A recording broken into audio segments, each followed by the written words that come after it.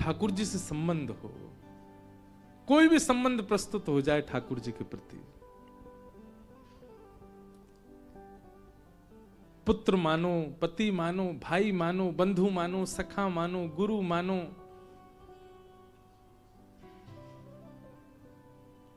एक बार कहीं कोई बच्चे मिलने आए, वो बोले महाराज जी आप हमारे मामा हैं। मैंने कहा क्यों, हम मामा क्यों हैं? हमारी माता जी ठाकुर जी को भाई मानती हैं, तो वे हमारे मामा, और आप ठाकुर जी के सखा हैं, इसलिए आप भी हमारे मामा।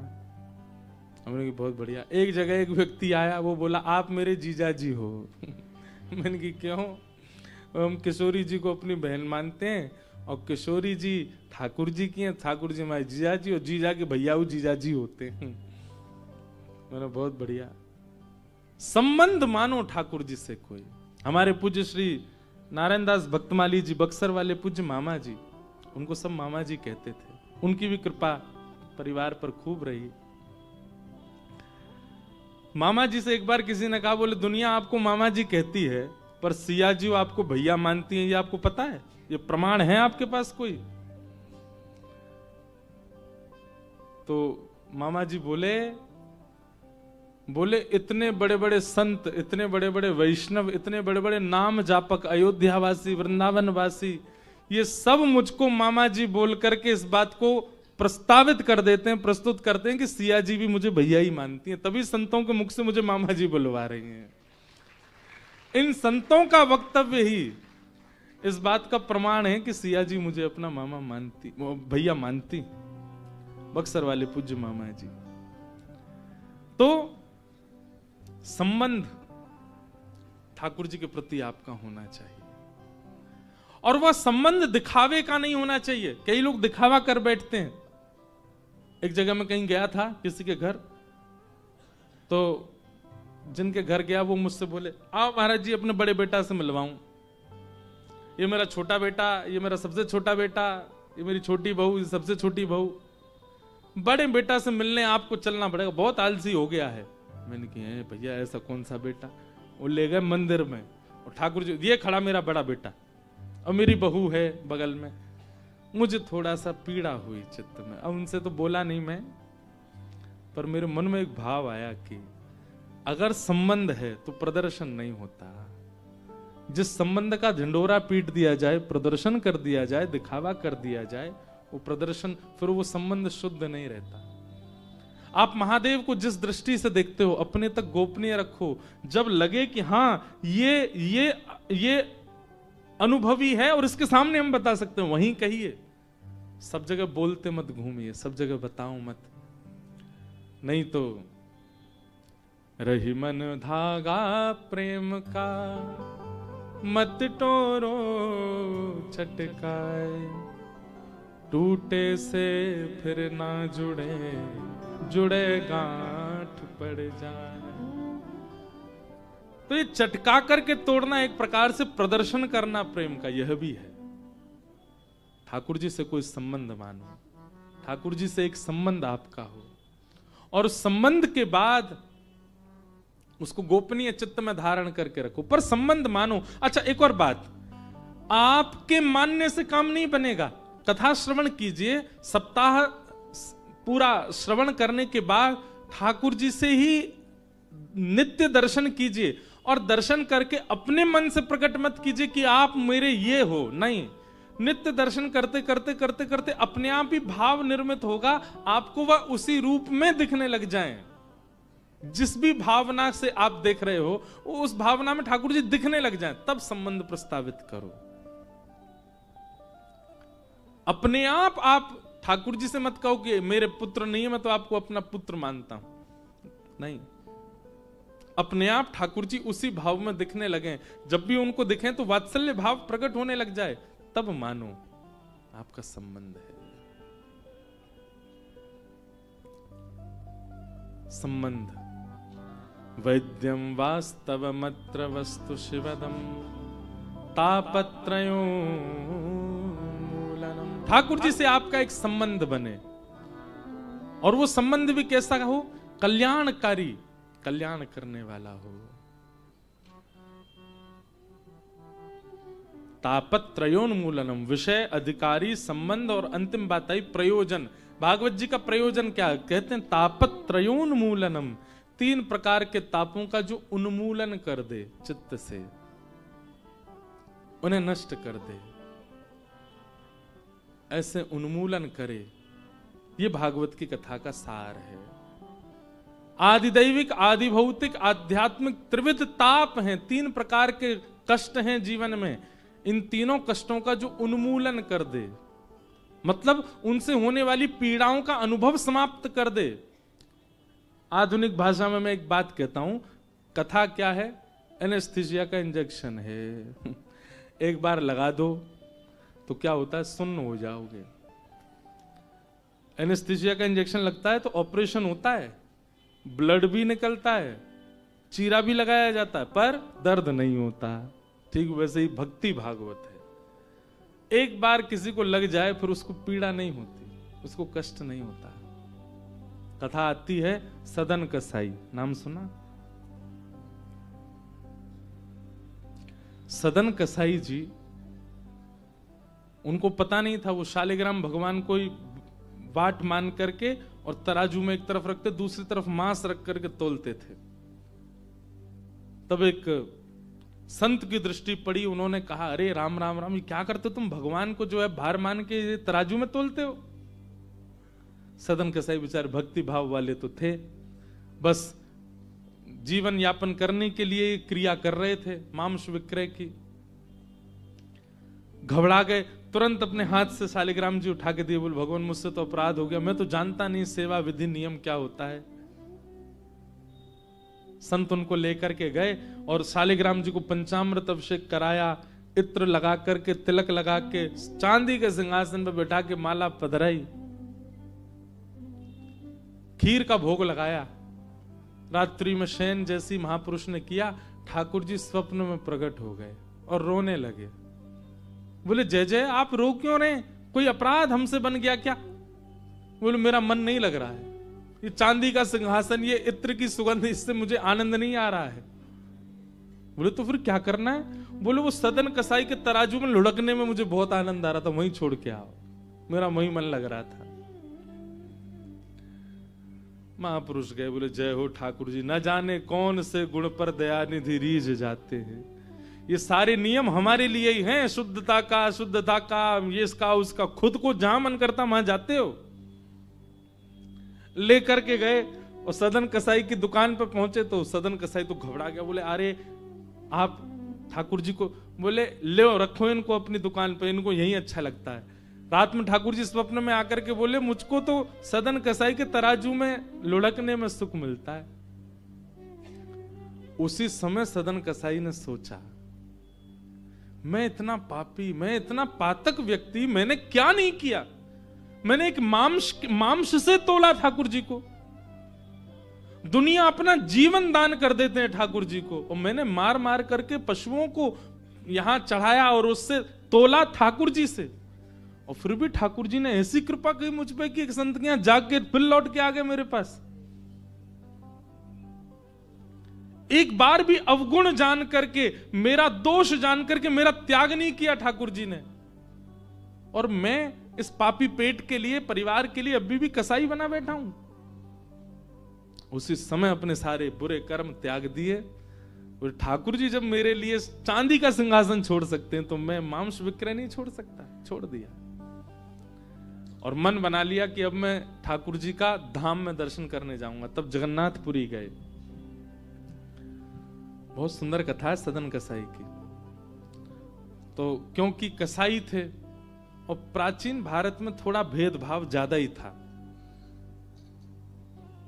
उनको उस मार्ग तक पे नहीं चलने दिया जा रहा था जिस मार्ग से सारे दर्शनार्थी जा रहे थे। बोले नहीं तुम कसाई हो, तुम दूसरे मार्ग पे चलो, मार्ग अपवित्र हो जाएगा।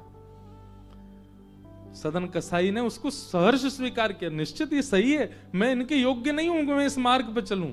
नीचे मार्ग पे चले। एक नगर पड़ा, उस नगर की एक वैश्या, सदन कसाई जी को उसने कुछ इशारा किया तो सदन कसाई ने उसका कोई प्रत्युत्तर नहीं दिया।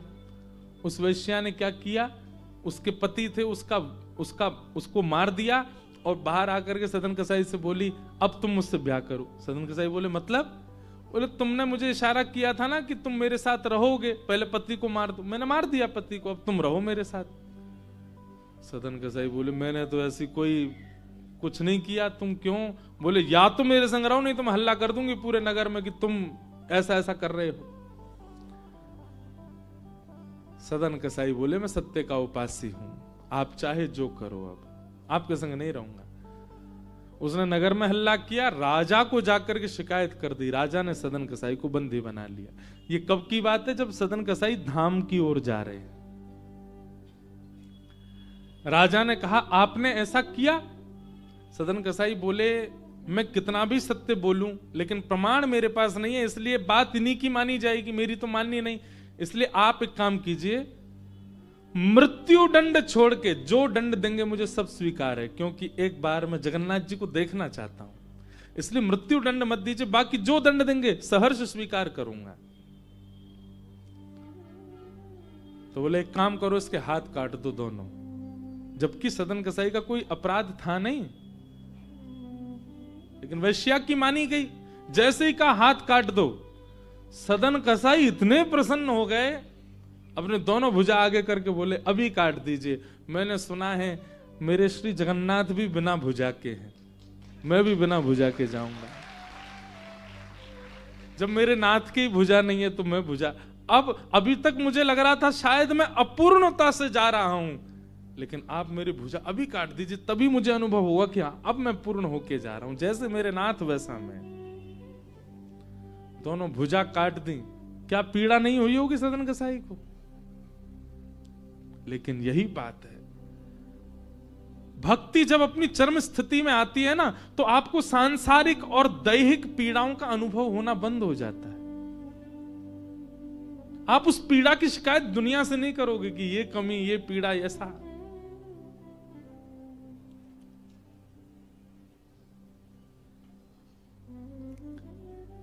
सदन कसाई गए।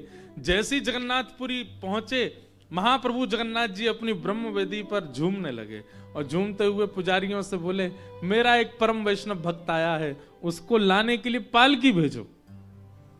और पुजारी भी इतनी जल्दीबाजी में पूछा ही नहीं कि उसका रूप हुलिया कैसा, ये तो बताओ। पालकी लेके दौड़े, हजारों दर्शनार्थी आ रहे जगन्नाथपुरी। पालकी लेकर के पुजारी जन बोले, भैया जगन्नाथ जी ने पालकी भिजवाई है, कोई उनका परम वैष्णव भक्त आया है, कृपा करके वो पालकी में बैठ जाए। अब ये बात कही तो महाराज पालकी में बैठने वालों की भीड़ लग गई वहां पे। सब अपने गिनाने लगे, बोले हम 2 लाख नाम जप रोज करते हैं, हमसे बड़ा वैष्णव कोई नहीं होगा। कोई कहने लगा, हमने इतनी साधना करी है, इतना व्रत किया है, इतना नियम किया है। सब अपने क्रम गिनाने लगे। दूर खड़े सदन कसाई बोले, मैं तो महापातक हूं, मेरे लिए थोड़ी पालकी आएगी, मैं कोई श्रेष्ठ थोड़ा ही हूं।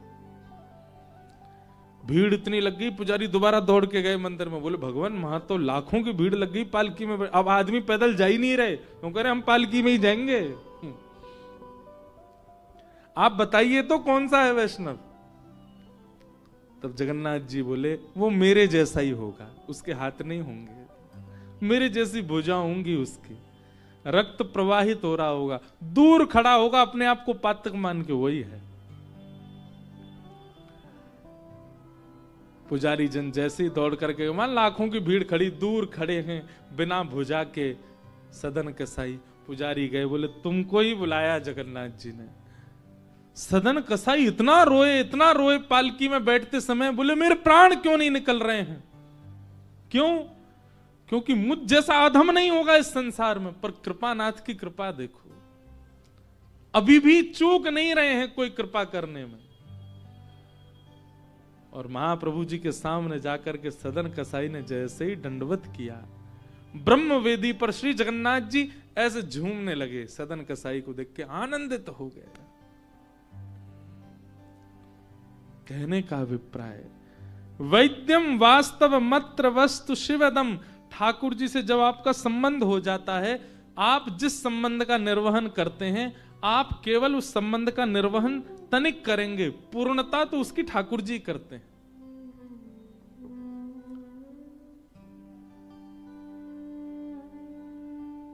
और फिर मिलने वाली जितनी भी सांसारिक पीड़ाएं हैं, उन पीड़ाओं का अनुभव नहीं होता। आप शून्य जैसे हो जाओगे।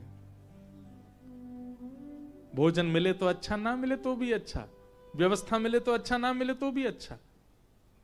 एक चीज हम अपने अनुभव की बता रहे हैं। हमें 9 वर्ष हो गए कथा करते हुए,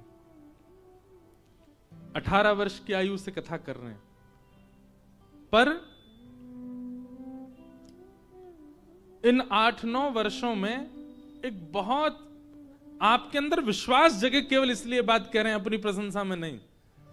प्रारंभिक काल की कथाओं की स्थिति में व्यवस्था पर ध्यान जाता था। हम कहीं जाएं तो हमको व्यवस्था ठीक मिले, घर में पले बड़े अच्छे घर में रहे, हम जहां भी जाएं हमको अच्छा ही मिले। जरा भी अच्छा व्यवस्था का कोई क्रम ऐसा होता था तो माँ को फोन करके बहुत रोता था मैं, कि मैं क्या बताऊं, यहाँ गीजर ही नहीं है, ठंडे पानी से नहाना पड़ रहा है। पहले तो रसोईया जी भी नहीं रहते थे साथ में, तो बेचारे जो बना देते वो पाना पड़ता था। बहुत कुछ देखा, मतलब इतना नहीं, सब कथा वक्ताओं ने बहुत कुछ देखा, पर हम अपनी स्थिति बता रहे हैं। पर ज्यों-ज्यों कथा क्रम में आगे आते गए, अब ये स्थिति है, बहु व्यवस्था से बहुत प्रसन्नता भी नहीं और सूक्ष्म व्यवस्था से परेशानी भी नहीं। अपने आप ये अनुभव कथा करते करते होने लगा। काशी में आप लोग इतना सब कुछ कर रहे हैं, इतनी व्यवस्था कर रहे हैं, अब अगली कथा में हमको कुछ ना मिले तो उससे हमको दुखी नहीं होंगे, प्रसन्नता ही है। सब जगह सम बुद्धि सम चित्त, यह जब तक आपका नहीं होगा, आप अपने आप को भजनानंदी मत कहिए, आप अपने आप को भक्ति पथिक मत कहिए कि आप व्यवस्थाओं पर दृष्टि डालते हैं। हर स्थिति में सम का भाव आपके चित्त में आवे तो ही मानिए कि आप तापत्रयोन्मूलनम, आप भक्ति पथिक हो, वैष्णव हो।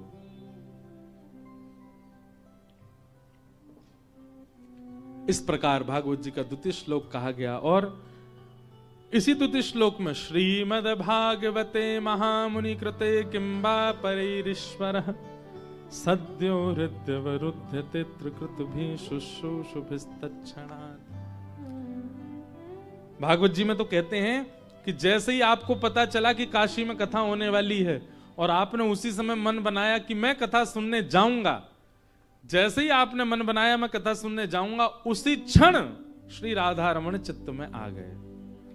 अब कथा में लाने की जिम्मेवारी ठाकुर जी की है। कथा सुनने के बाद ठाकुर जी प्रकट नहीं होंगे, कथा सुनने की इच्छा मात्र से तत्शृण्वन प्रपठन, भागवत जी में लिखा श्रीमद् भागवते महामुनि कृते किंबा परैरीश्वरः सद्यो हृदयवरुध्यते त्रिकृतुभिः, जिसकी सुनने की इच्छा मात्र से हृदय में ठाकुर जी प्रकट हो जाते हैं। ठाकुर जी जिस दिन आपको पता चला काशी में कथा, उसी दिन प्रकट हो गए चित्त में। अब चित्त में ठाकुर जी आ गए। कथा से क्या किया जा रहा है? चित्त का मार्जन किया जा रहा है, चित्त को ठाकुर जी के अनुकूल बनाया। ठाकुर जी अब अव्यवस्था में ही आ गए, लेकिन इन कथाओं को सुनकर के जो चित्त का मार्जन कर रहा होगा वहां ठाकुर जी डट जाएंगे। और 7 दिन के बाद भी मार्जन नहीं किया गया हो, ठाकुर जी प्रस्थान करेंगे। बोले बहुत बढ़िया भैया, कचुदना रहे तेरे चित्त में, तेने सफाई करी नहीं, बाकी तेरे सामने व्यास जी आ गए, कथा सुनाई, संकीर्तन सुना, फिर तू वैसो ही कोई वैसो ही रहो। ठाकुर जी प्रस्थान करेंगे। इसलिए अवसर है कथा, इसको गवाइए नहीं, गोता लगाइए और पवित्र करिए। बना करके हृदय में हम प्रेम मंदिर, बना करके हृदय में हम प्रेम मंदिर, वहीं उनको झूला झुलाया करेंगे,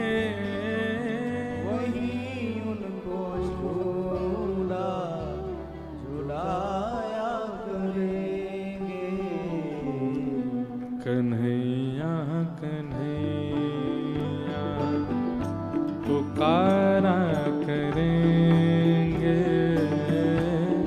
लताओं में ब्रज की गुजारा करेंगे,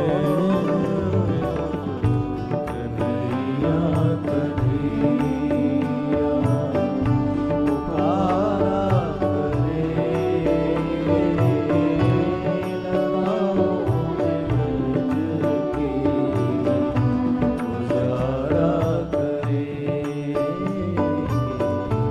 कन्हैया कन्हैया पुकारा करेंगे लताओं में ब्रज की गुजारा करेंगे। कन्हैया कन्हैया पुकारा करेंगे लताओं में ब्रज की गुजारा करेंगे। तो जो रूठेंगे हमसे वो बांके बिहारी, जो रूठेंगे हमसे वो बांके बिहारी, जो रूठेंगे हमसे वो रमण बिहारी, जो रूठेंगे हमसे वो रमण बिहारी। चरण पड़ उन्हें हम मनाया करेंगे। शरण पड़ उन्हें हम मनाया ओ करेंगे। चरण पड़ उन्हें हम मनाया करेंगे। शरण पड़ उन्हें मनाया करेंगे। कन्हैया कन्हैया पुकारा करेंगे लताओं में बच के गुजारा करेंगे। कन्हैया कन्हैया पुकारा करेंगे लताओं में ब्रज की गुजारा करेंगे। कथाओं की दो पद्धति बताई जाती, एक तो नारद पद्धति और एक व्यास पद्धति। व्यास पद्धति की कथा में संकीर्तन नहीं होते, कीर्तन नहीं होते, केवल कथा। और व्यास पद्धति की कथा में कथा विश्राम भी नहीं होती। एक दिन प्रारंभ हुई, अब वो 9 दिन तक अनवरत चलेगी, अखंड रामायण पाठ की तरह। लेकिन नारद पद्धति में श्रोता वक्ता के अनुकूल से कथा प्रारंभ होती है, दोनों की अनुकूलता से कथा विश्राम होती है। कीर्तन भी होते हैं, संकीर्तन भी होते हैं, करताल भी होती है, नृत्य भी होता है, सब होता है। इसलिए नारद पद्धति की कथा है, करताल बजा करके कीर्तन का सम्मान करो, कीर्तन का भाव करो। कन्हैया कन्हैया पुकारा करेंगे लताओं में ब्रज के गुजारा करेंगे। कन्हैया कन्हैया पुकारा करेंगे लताओं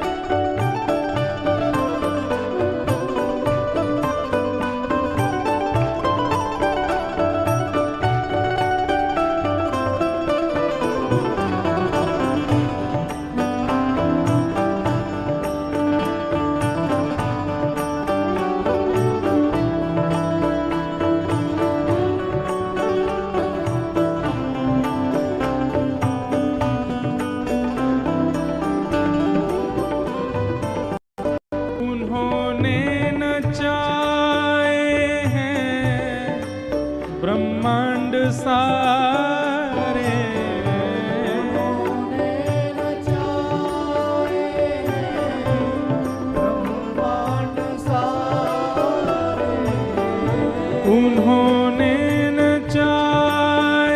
हैं ब्रह्मांड सारे।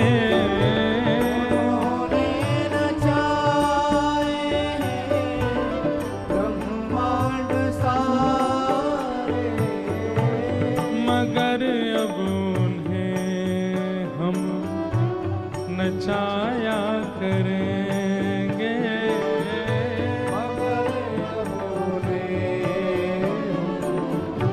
नचाया करेंगे। कई लोग इस भाव पर कह सकते हैं कैसी बात है, ठाकुर जी को नचाने की बात कर रहे हैं मंच से बैठ करके। हम नहीं कह रहे, रसखान कह रहे हैं। ताही अहीर की छोहरिया छचिया बरी छाछ पे नाच नचायो। त्रिलोकीनाथ जगन्नाथ पति को ब्रज की गोपियां क्या करती हैं? जैसे ही ठाकुर जी यशोदा मैया के साथ यमुना तट पे जाते हैं, छोटे से नन्हे से गोपाल जी, तो गोपियां अपने घर की खिड़की में खड़ी हो जाती हैं और हाथ में मक्खन लेकर के ऐसे मक्खन वाला हाथ बाहर निकालती हैं। दूर से मैया को पल्लू पकड़ करके चले आ रहे ठाकुर जी की जैसी दृष्टि पड़ती है, सो ठाकुर जी मक्खन देख के मुंह गीला हो जाता है। गोपी कहें लाला आजा, सो मैया का पल्लू छोड़ देते हैं, गोपी के भवन में घुस गए। गोपी ने भीतर से किवाड़ लगाई, चटकनी लगाई, ठाकुर जी को बैठा लिया। लाला मक्खन खाएगो? हाँ खाऊंगो। ऐसे नहीं मिलेगा, पहले बंदर की तरह करके दिखा। वही परब्रह्म बंदर की तरह करते हैं। अच्छा लाला नेक मेरे हृदय से लग जा। सो ठाकुर जी हृदय से लग जाते हैं। अब खवा दे गोपी मक्खन, नहीं नेक नाच के दिखा। रसखान इस दृष्टि को देख करके कहते हैं ताही अहीर की छोहरिया छचिया भरी छाछ पर नाच नचायो। जिस त्रिलोकीनाथ की भ्रगुटी टेढ़ी होने पर त्रिभुवन नृत्य करता है, वो माखन के लोभ में नृत्य कर रहा है इन इन इन ब्रजवासियों के सामने।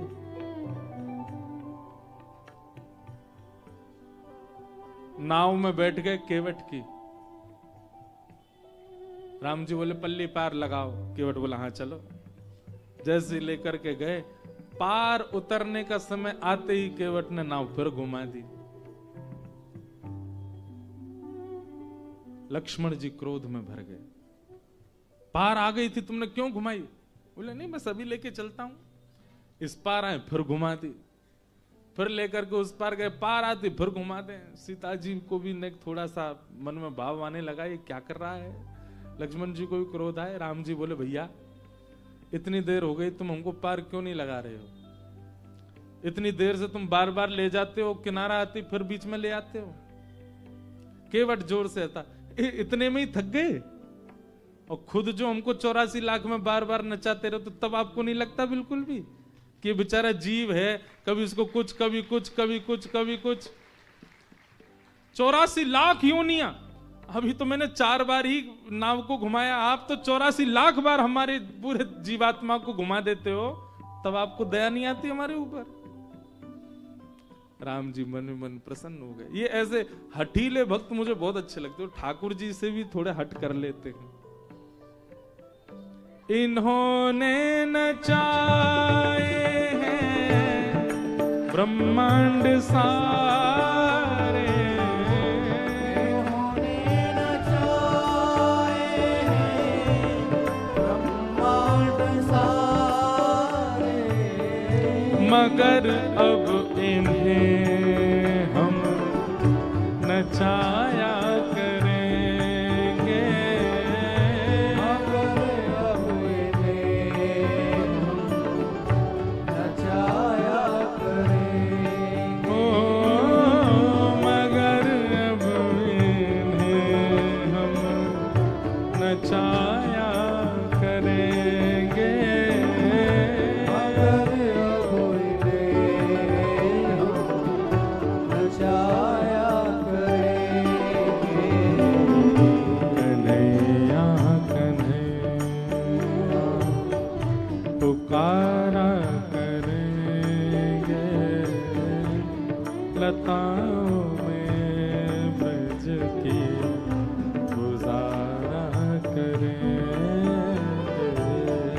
कन्हैया कन्हैया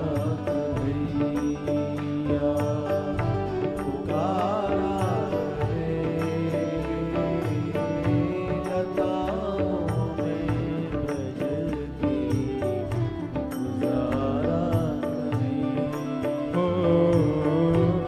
लताओं में ब्रज की गुजारा करेंगे। लताओं में ब्रज की गुजारा करेंगे। श्रीमद्भागवते महामुनि कृते किंबा परैरीश्वरः सद्यो हृदयवरुध्यते त्रिकृतभिः शुश्रूषुभिस्तत्क्षणात्। जिनकी सुनने की इच्छा मात्र से हरिश्चित्तम समाचरेत। कथा सुनने के बाद क्या होगा ये तो अभी कहा ही नहीं गया है, केवल सुनने की इच्छा मात्र से हरि आ जाते हैं चित्त में। ऐसी भागवत की कथा। इस प्रकार ये 3 श्लोकों में मंगलाचरण किया गया भागवत जी का, उनको हम प्रणाम करते हैं। नैमिषारण्य क्षेत्र में 88,000 सौनकादि ऋषि बैठे हैं और इन सौनकादि ऋषियों ने सूत जी से 6 प्रश्न किए। इन्हीं 6 प्रश्नों में आगे की कथा है। कौन कौन से प्रश्न, ध्यान पूर्वक सुनो। किम श्रेय शास्त्र सारः का स्ववतार प्रयोजनम किम कर्म के अवतारश्च धर्मः कम शरणं गतः। ये 6 प्रश्न हैं। सबसे पहला प्रश्न क्या है?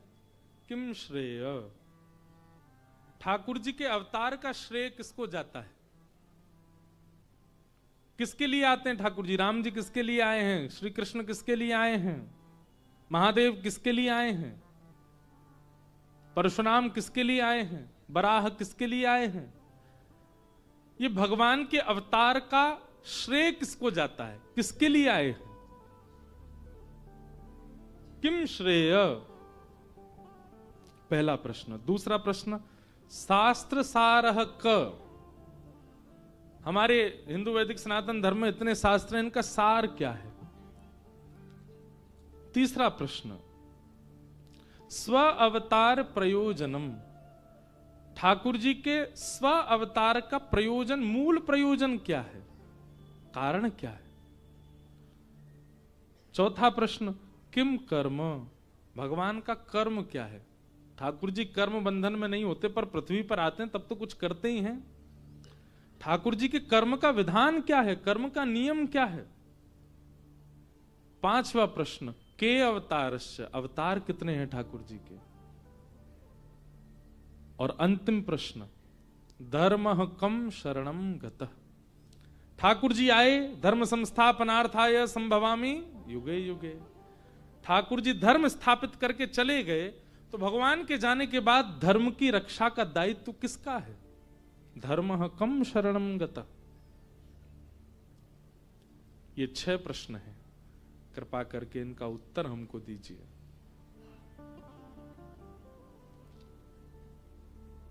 सबसे पहली बात, किम श्रेय।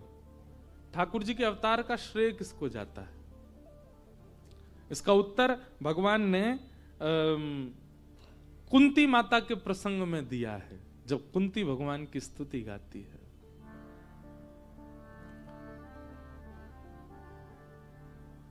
भगवान कहते हैं मेरा अवतार किसी राक्षस वध के लिए नहीं है, केवल एक लीला प्रस्तुत करके आगामी जनमानस को उस लीला के द्वारा जीवन में संभलने संवरने के कुछ तरीके, तौर तरीके बताने के लिए होता है।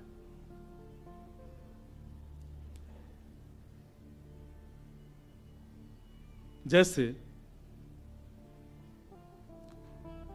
गर्म वस्तु की ओर अभी जैसे बालक यहां नीचे खेल रहे हैं, हमको दिख रहे हैं, ये कुछ ऐसा करने के लिए जाएं जिससे इनको हानि है, पर उसको तो पता नहीं। तो कई बार माता पिता क्या करते हैं, जैसे गर्म चीज की ओर बालक जाए बार बार जाए ना माने तो माँ क्या करती है, उस गर्म वस्तु की ओर खुद जाती है और बालक को देखो देखो और छू के फिर करती है, ताता ताता लग गई। तो बालक को पता चल जाता है कि इधर ताता है, इधर हमको जाना नहीं है।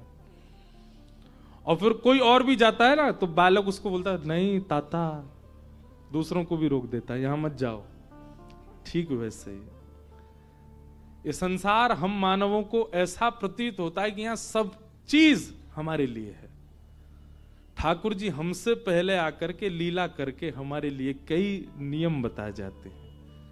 ये संसार सब लगेगा अपना सा, पर यहां भाई के प्रति, पत्नी के प्रति, पिता के प्रति, मां के प्रति, शत्रु के प्रति संबंध कैसे हो, नियम कैसा हो, व्यवहार कैसा हो, इसलिए ठाकुर जी स्वयं लीला करके जाते। उनको लीला की आवश्यकता नहीं,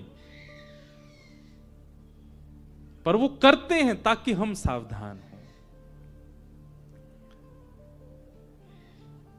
कितनी प्रसंगों से प्रस्तुतिकरण ही होता है। कथा तो सबको पता है, कथा क्रम मानस जी सबको याद हैं, भागवत जी के कई प्रसंग सबको याद हैं, पर उन प्रसंगों से हर बार कुछ न्यूतन, कुछ नया सीखने को मिलता है। इसीलिए तो लीला की है ठाकुर जी ने। सती चरित्र का प्रसंग जब सुनते हैं तो वहां महादेव ने सती का त्याग किया। क्यों किया सबको पता है, कथानक सबको पता है। प्रभु श्री राम की परीक्षा लेने के लिए गई, वो भी सीता जी का रूप धारण करके गई, पर तीसरी गलती क्या कर दी, झूठ और बोल दिया।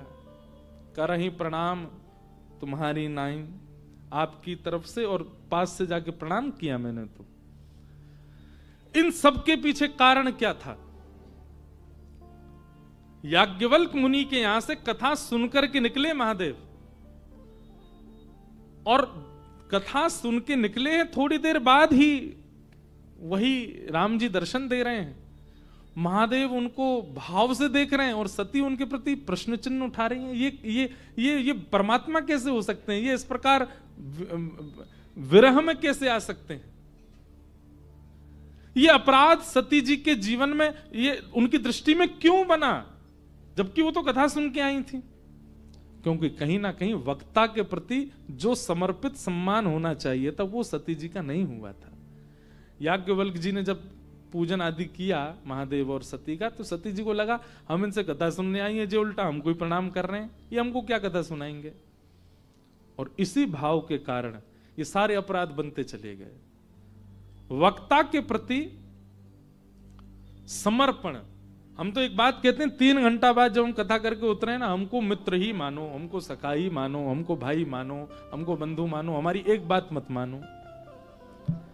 पर जब यहां व्यास मंच पे बैठ जाएं, उसके बाद जब तक बैठे हैं तब तक जो जो कह रहे हैं सबको ध्यानपूर्वक सुन लो, क्योंकि ये मैं अपनी सत्ता से नहीं बोल रहा हूं, ये व्यास मंच की ऊर्जा ही बोलती है, और ये आपके लिए, आपके अनुकूलता के लिए बोलती है। कई बातों पर आपका शायद मन भी ना लगे कि ये विषय कोई इतना हमारे लिए रोचक नहीं, पर इन हजारों में किसी के लिए वो वक्ता की वाणी से व्यास मंच ही निकलवाता है। ये मैंने अनुभव किया। वक्ता सोच समझ के नहीं बोलता, श्रोता की जिज्ञासा व्यास मंच अपने आप बुलवाता है वक्ता से। और उसके प्रति समर्पण ना हो तो वही अपराध बनेंगे जो सती जी से बने। सबसे पहला अपराध, हरि सन्मुख होते हुए भी हरि को पहचान नहीं पाओगे, पहला अपराध। दूसरा अपराध, हरि की परीक्षा लेने में, हरि को परखने में, तार्किक रूप धारण करने में आपको विलंब नहीं होगा। ऐसा कैसे हो सकता है, ये कैसे हो सकता है? ये प्रश्न चिन्ह आपके चित्त में कथा सुनने के बाद भी तार्किक प्रश्न प्रकट हो रहे हैं, इसका मतलब वक्ता के प्रति आपका समर्पण नहीं था, इसलिए आप तर्क बुद्धि से परब्रह्म को देख रहे हो। तो पहला अपराध क्या बनेगा? हरि सन्मुख होते हुए भी भाव नहीं जगेगा। दूसरा, तार्किक प्रश्न चित्त में प्रकट होने लगेंगे।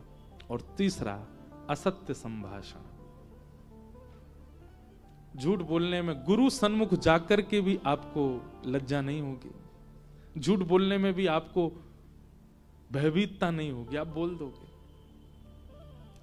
अब ये तो एक बात हमने बताई, अब आती है लीला की बात। सती जी ने ये सब क्यों किया?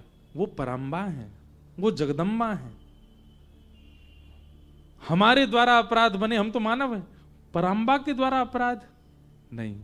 ठीक वैसे ही जैसे मां गर्म वस्तु को स्पर्श करके हमको संकेत करती है कि ये गर्म है, ऐसा नहीं करना, ऐसी सती जी ने ये नियम, ये लीला करके समस्त श्रोता जगत को सावधान किया। वक्ता के प्रति ये अपराध आपसे बनना नहीं चाहिए, कथा के प्रति ये अपराध नहीं बनना। नहीं तो महादेव के सन्मुख होते हुए भी, महादेव के इतने समीप होते हुए भी, और महादेव के 3-3 बार संकेत करने पर भी तुम हरि को देख नहीं पाओगे।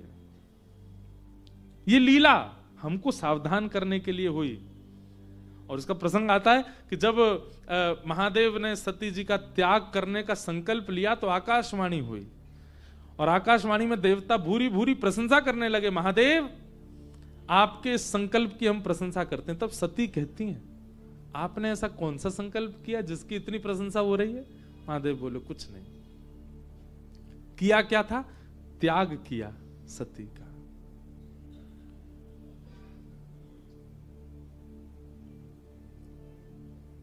एक होड़ लगी है नारायण में और हरि में और हर में, एक दूसरे के कौन बड़े सेवक। नारायण तो अपना प्रस्तुत कर चुके हैं, पर हर को ये चिंता है कि मैं ज्यादा बड़ा सेवक कहलाऊं हरि का। और जब ये बात सती को पता चली तो उन्होंने कहा कि ये तो तभी प्रस्तुत हो सकता है जब बहुत बड़ा त्याग महादेव करें, और महादेव के सबसे हृदय के समीप मैं हूं। यदि मेरा त्याग ये हरि के लिए करें तो ये सबसे बड़े उपासक माने जाएंगे। इसलिए सती जी ने पूरा लीला क्रम किया ताकि महादेव त्याग करें और महादेव सुव्यवस्थित हो जाएं सबसे बड़े हरि उपासक के रूप में। अब सब लीलाएं हैं, इन लीलाओं से बहुत कुछ घटता है। कई बार परस्पर प्रेम को प्रकट करने के लिए लीला होती है, कई बार रसिक जनों को सुख देने के लिए लीला होती है, और कई बार हमको सावधान करने के लिए लीला होती है। लीला सुनते समय कदापि यह भाव नहीं आना चाहिए कि क्या परब्रह्म इस समय अज्ञानी है। नहीं, सब जानते हैं, केवल हमारे लिए कर रहे हैं।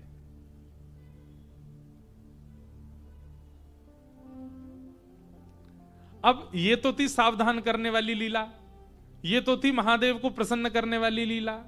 अब रसिक जनों के लिए भी ठाकुर जी लीला करते हैं। कैसी लीला कर रहे हैं? सूरदास जी वर्णन करते हैं,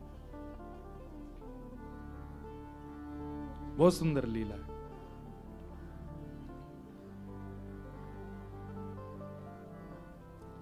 गाएंगे नहीं, केवल सुना देते हैं।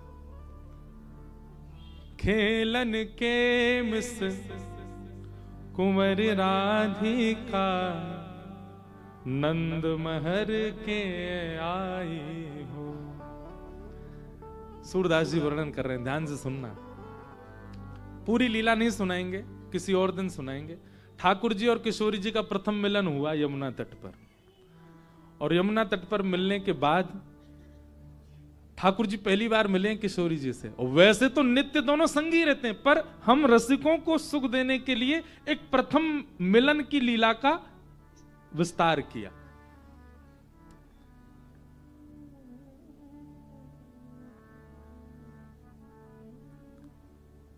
बूझत श्याम कौन तू गोरी, बूझत श्याम कौन तू गोरी। ठाकुर जी पूछ रहे हैं, अरे तुम कौन की लाली हो, नेक्सी सी हो, जा वन में अकेली काय को घूम रही हो, तुम कौन की पुत्री हो, पहले तो मैंने तुम कभी देखी ना। तब किशोरी जी, सूरदास जी का पूरा पद है, पर किशोरी जी कह रही हैं कि मैं वृषभानु जी की लाली हूं और मैं खेलवे के काज यहां आई हूं। ठाकुर जी बोले हमारे संग खेल लो। तो फिर सूरदास जी की पंक्ति में किशोरी जी कहती नहीं, हम आपके संग नहीं खेलेंगे। क्यों? हमने सुनी है कि यहां गोकुल में एक नंद बाबा हैं। ठाकुर जी बोले अच्छा, उनका एक चोर लाला है, वो चोरी करता है, और पता नहीं वो काय बात की चोरी कर ले जाए, या हमारे हमें पता तो नहीं आप कौन हो, या हमारे आपके संग नहीं खेलेंगे। ठाकुर जी बोले झूठी झूठी बात फैला रखी, वो नंद जी को लाला वो तो बड़ा सुधरो भयो है, बहुत बढ़िया है वो तो, वो ऐसा ना है। अपनी प्रशंसा ठाकुर जी कर रहे हैं, बहुत विस्तृत पूरी 4 घंटे कथा हो जाए, इतनी बड़ी लीला है, शॉर्ट में हम सुना रहे हैं। लेकिन ठाकुर जी से जो चर्चा हुई, उस चर्चा में ठाकुर जी ने नेत्र ऐसे घुमाए कि श्री जी को अब ठाकुर जी दिख रहे हैं सब जगह। श्री जी जाते जाते बोले, अच्छा अपना नाम तो बताओ। ठाकुर जी बोले, कुंवर कान, मेरा नाम कहा है कुंवर कान। श्री जी नेक दूर गई, फिर अरे मैं तो भूल गई, कहा नाम बतायो। अरे श्यामाजू, ये कहा है बताइयो। बोले कान। बोले यही कुंवर कान मेरा नाम है, जब भी कान पकड़ो मेरा नाम भूल जाओ तो यही पकड़ कहियो कुंवर कान। श्री जी बोले ठीक है। ठाकुर जी ने अपने पता वता सब बता दिए, कभी खेलने आने को मन हो आ जाइयो। तब सूरदास जी एक पंक्ति का वर्णन कर रहे हैं, खेलन के मिस कुंवर राधिका नंद महर में आई हो। किशोरी जी खेलने आई हैं, सकुच सहित मधुरे करी बोली घर में कुंवर कन्हाई हो। ठाकुर जी द्वार पर आ गई हैं किशोरी जी, और द्वार पर आकर के संकोच में छोटी सी श्यामा जो पूछ रही है, अरे कुंवर कन्हैया, कुंवर कान, ये कुंवर कन्हैया कोई घर है, वो यहां है कि नहीं है।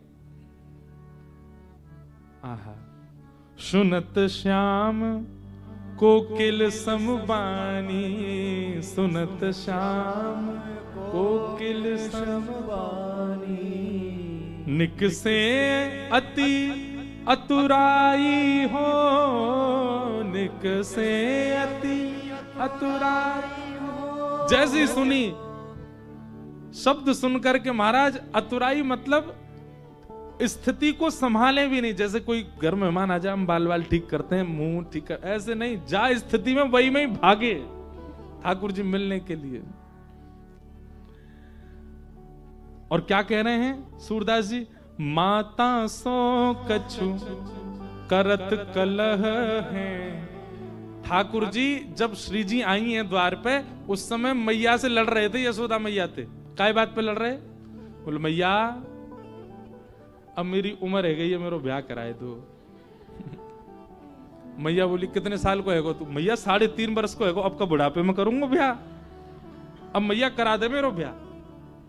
मैया बोली लाला तू इतना बड़ा हो? हाँ मैया देख, कछु महीना पहले तक मुंह पे चलवो ना आ तो अब चलन लगो, बोलनो ना आ तो बोलन लगो, खान लगो, नहान लगो। अब मैया मैं पूर्ण योग्य है गया हूं, अब मेरा ब्याह कराए दे। या बात पे लड़ रहे मैया थे। वही समय किशोरी जी आ गए। सूरदास जी कहते हैं, माता सो कछु करत कलह है। मैया से लड़ रहे थे ठाकुर जी, लेकिन किशोरी जी को देखते ही कहा बोले रीस डारी बिसराई हो। श्री जी को देखते ही सबरे अपने क्रोध विरोध भूल गए, ऐसे मीठे बन गए जैसे गुस्सा कर वो जाने ही नहीं है। आहा, इतने में यशोदा मैया आई।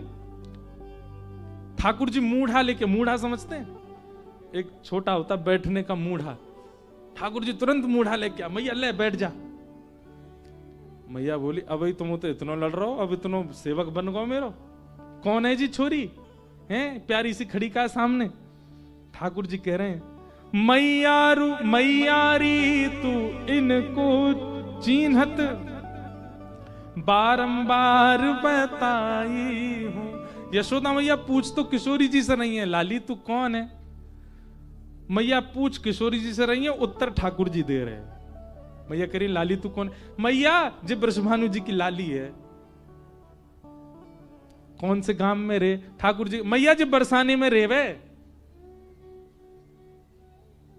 तू कितने बरस की है? मैया मुझे 1 साल ही बड़ी है। तू चुप रह जाएगा नेक देर, तू क्यों बोल रहा हो? मैं बात पूछ रही हूं। ठाकुर जी अपने आप ही उत्तर दे रहे हैं। अब ये लीला ये किसी को सिखाने के लिए नहीं है, ये रसिकों को सुख देने के लिए। हमारे ब्रज के रसिक जन, अरे रसिकन की छोड़ो, महादेव वो इन्हीं लीलाओं में ही डूबे रहते हैं। श्यामा श्याम पर ब्रह्म होने के बाद भी ऐसे समत्व भाव में आके लीला कर रहे हैं। मैया बोली यहां पे आ, बहुत देर रह गई, तो इतनी देर तक यही को तो कैसे मिली जी, तो कहां को मिली बताइयो ने। तब ठाकुर जी कह रहे हैं, जमुना तीर के लही में भूल्यो, बाह पकड़ ले आई हो। जय हो। ठाकुर जी क्या कह रहे हैं, भैया कल जमुना के तट पे खेलते खेलते मैं नंद भवन को रास्ता भूल गो, तब मेरो हाथ पकड़ के जय मुंह को लेके आई कि जय आपको घर, यहाँ है नंद भवन। अब मैया परोपकार करने वाले के प्रति तो सदा न्योछावर रहना चाहिए। कल अगर जे मुंह को लेके नहीं आती मैया, जन कहां खो गए हो, तो कौन बाबा जी मुंह को झोली में डाल के ले गए हो, तो मैया तू बिना बेटा की है जाती। इन्हीं की कृपा से कल मैं घर आयो मैया।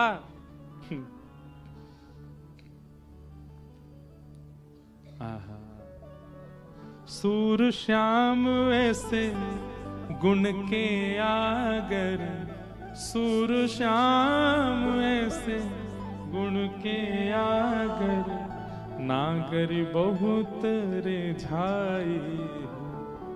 ठाकुर जी की ऐसी बातें सुनकर के किशोरी जी खूब रीझ रही, खूब आनंदित हो रही। अब इस लीला का प्रकरण किस लिए है, रसिकों को सुख देने। भक्ति की चरम स्थिति जब आ जाती है ना, आप ज्ञान वैराग्य और भक्ति तीनों सोपान जब आप पार कर जाते हैं, तब आप रसिकों की श्रेणी में आते हैं। तब आपको ज्ञान से इतना अभिप्राय नहीं होता, आपको वैराग्य से इतना अभिप्राय नहीं होता, आपको संसारी व्यवस्था भावों से इतना अभिप्राय नहीं होता। फिर तो आप लीला में ही खोए रहते हो, डूबे रहते हो। तो ठाकुर जी का अवतार किन किन कारणों के लिए है?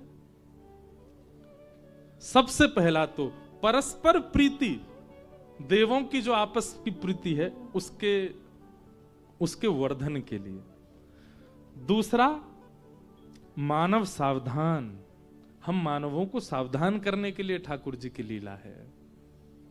और तीसरा रसिक आनंद, रसिक जनों को आनंद देने के लिए ठाकुर जी की लीला है। प्रभु श्री राम भी अपनी अंतरंग लीलाओं में ऐसी कई लीला करते हैं जिसको सुन करके रसिक जन आनंदित होते हैं। हनुमान जी जब तक सूर्य उदय है तब तक तो अपने रूप में रहते हैं, पर जैसे सूर्यास्त होता है, राम जी जैसे कनक भवन में जले जाते हैं, राम जी भी चारुलता नाम की सखी बन के भीतर जाते हैं। फिर वहां एक अलग रसिकों के भाव प्रकट होते हैं। वो रसिकों की चर्चा सबके मध्य कहने की नहीं है, उसके लिए रसिक स्थिति होनी चाहिए। वहां परस्पर प्रीति प्रेम के भाव प्रकट होते हैं ठाकुर जी के। तो भगवान का अवतार का श्रेय किसको जाता है, जो पहला प्रश्न है। पहला श्रेय प्रेम को जाता है, दूसरा श्रेय हम मानवों को जाता है, और तीसरा श्रेय रसिकों को जाता है। राक्षसों का तो नाम ही नहीं है यहां पर, उनके लिए नहीं आए हैं ठाकुर जी। वाल्मीकि रामायण में भगवान श्री राम कहते हैं, बोले रावण को मारने के लिए वानरों की सेना की जरूरत नहीं है मुझको, तो बोले जितनी देर में लक्ष्मण जी अपनी पलक झपकाते हैं ना, इतने से भी कम समय में मेरी इच्छा हो जाए तो रावण को यहीं बैठे बैठे मार दूंगा मैं। मेरी इच्छा हो जाए तो रावण जन्म ही नहीं लेगा। ये रावण जन्म भी इसलिए है ताकि अयोध्या से लंका तक की यात्रा में मध्य में जो रसिक जन मिलेंगे उनको सुख दिया जा सके, उनको अनुभव कराया जा सके। राम अवतार रावण वध के लिए नहीं है, सबरी को सुख देने के लिए, जटायु को उद्धार करने के लिए, और अपने प्राण प्रिय श्री महादेव को रामेश्वर में स्थापित करने के लिए। लिंग थाप विधिवत करी पूजा, शिव समान मोहे प्रिय नहीं दूजा। रावण के लिए जाएंगे भगवान, रावण के लिए करेंगे ये सब नहीं, ये सब प्रेम प्रकट के लिए। किम श्रेय, ठाकुर जी का श्रेय वैष्णवों को जाता है, रसिकों को जाता है। दूसरा प्रश्न शास्त्र सारह का, इतने शास्त्र, इनका सार क्या है?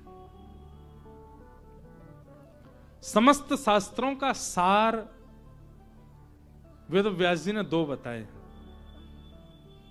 अष्टादश पुराणेषु व्यासस्य वचनद्वयम् परोपकार पुण्याय पापाय परपीडनम। पहला परोपकार पुण्याय, पर उपकार करना है यही पुण्य है, और जो स्वयं के लिए बुरा लगता है वो किसी के साथ ना करना यही पाप है। इन 2 का सावधानी रखो, यही सारे शास्त्रों का सार है। बस इन्हीं को विविध विविध विस्तारीकरणों से समझाया जाता है।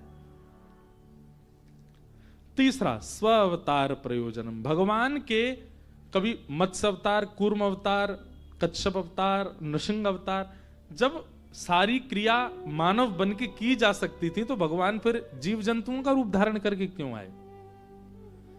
ठाकुर जी अपनी स्थिति बताते हैं कि किसी भी रूप में या किसी भी स्थिति में आने में ठाकुर जी को लज्जा नहीं, हम मानवों को होती है।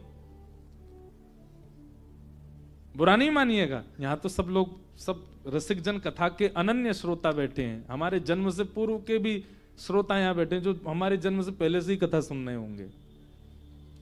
पर कई बार कथा में आने वाले लोगों को भी कथा इसलिए समझ नहीं आती क्योंकि उनकी अनुकूल व्यवस्था कथा में नहीं थी। इतनी बढ़िया कथा हुई, क्यों नहीं सुनी? सोफा नहीं मिला रिक्लाइन वाला, रिक्लाइन वाला सोफा चाहिए तब कथा समझ में आएगी। तो कई लोग जो है वो इस प्रकार अपनी स्थितियां चुन के रखते हैं, ऐसी स्थिति होगी तो ही हम भजन कर पाएंगे। महादेव का अभिषेक करने के लिए श्रृंगी हाथ में, नीचे लोगों को सपोर्ट चाहिए, यानी इतना भार कैसे सहे हम? महादेव कहें कोई गरज नहीं है भैया, मत डाले, मैं पूरे दिन वैसे नहाता रहता हूं, काहे को इतने प्रयास करे? तो सबकी अपनी अपनी बातें हैं, लेकिन ठाकुर जी स्वयं को हर स्थिति में ढाल करके अपनी सर्वव्यापकता और सर्व प्रकार की स्थिति की स्वीकारिता का अनुभव कराते। इसलिए मत्स्य भी बने, कूर्म भी बने, कच्छप भी बने, नृसिंह भी बने, और सारी हदें पार हो गई जब बराह बन के आए, सूकर बन के आए। जितम जितम ते जित यज्ञ भावनः त्रयीम त्वनुम स्वाम परिधुन्वते नमः यद्रोम गर्तेषु निलिल्लुध्वरः तस्मै नमः कारण सूकरायते। भगवान सूकर बन के आए। ठाकुर जी मानो हमको बता रहे हैं, बनते हो हमारे भगत, हमारी तरह हर स्थिति में उठने बैठने वाले बनो, हर स्थिति को स्वीकार करने वाले बनो। किम कर्म, ठाकुर जी का कर्म क्या है? केवल प्रेम का प्रचार प्रसार, बस। भगवान श्री कृष्ण की संपूर्ण लीला आप सुनेंगे, आपको एक बार भी ये सुनाई नहीं देगा कि अपने सिर पे हाथ धर के भगवान रोए, ऐसा क्यों हो रहा है मेरे साथ। नहीं, अपनी हर स्थिति को ठाकुर जी ने प्रेम से सहर्ष स्वीकार किया। किम कर्म, तो प्रेम स्वीकारीकरण। के अवतारश्च, भगवान के अवतार कितने हैं? कोई 10 कहता है, कोई 24 कहता है, पर भागवत जी में एक जगह लिखा अनुक्रमिष्यति बाल बुद्धि। भगवान कहते हैं कि मेरे इतने अवतार हैं कि आप पूरी पृथ्वी के मिट्टी के कण गिन सकते हो, पर मेरे अवतार नहीं गिन पाओगे, इतने अवतार। कहने सुनने के लिए 24 और 10 बताए जाते हैं, पर ठाकुर जी का इस समय हम काशी में बैठ के कथा सुन रहे हैं, कहीं अवतार हो रहा है, किसी के ऊपर ठाकुर जी कृपा कर रहे हैं? अनेक अवतार, कोई गिनती नहीं है उनकी।